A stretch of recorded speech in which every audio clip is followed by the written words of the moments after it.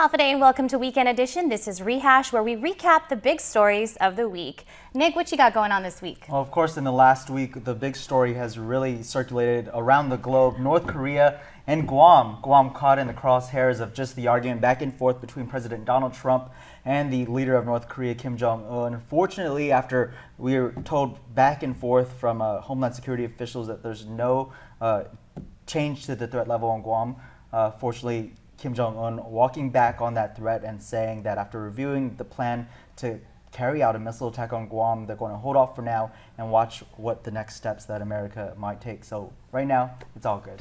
And I'm actually going to be covering a military exercise coming up at the end of this month, so I know there are some concerns on whether that will also raise tensions once again. As for myself, I covered first day of school, thousands of students going back to the classrooms, and so it went pretty smoothly, but there were some issues. I know at GW they had 20 air conditioning units that were out, so that was an issue for some teachers and students, and of course Simon Sanchez High School racing against the clock to get those classrooms open. Some students' classes were even held in the library, the cafeteria, and one even under a tree the first day, but Superintendent John Fernandez confirmed that at least the classroom under the tree, they just had a broken air conditioning system. It wasn't because of the occupancy permit that they didn't receive until 10 a.m. that day. But like I said, officials racing against the clock, so they received that occupancy permit. So all students now have a classroom. We'll see how these issues develop throughout the school year. Happy first day of school, everyone. Yeah. Myself, it was very interesting, actually very exciting for myself personally as a musician.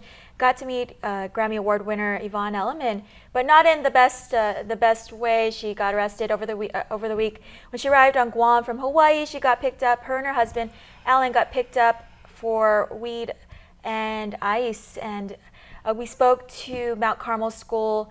They confirmed the show will go on. She was released in court, despite prosecutors asking for $10,000 cash bail, saying that she was a flight risk. Defense argued otherwise, and they agreed on a $10,000 performance bond. So she will be stuck on Guam for quite some time. Her first court hearing won't be until September, but she will be appearing on stage, and that's tonight at the Dusit-Thani.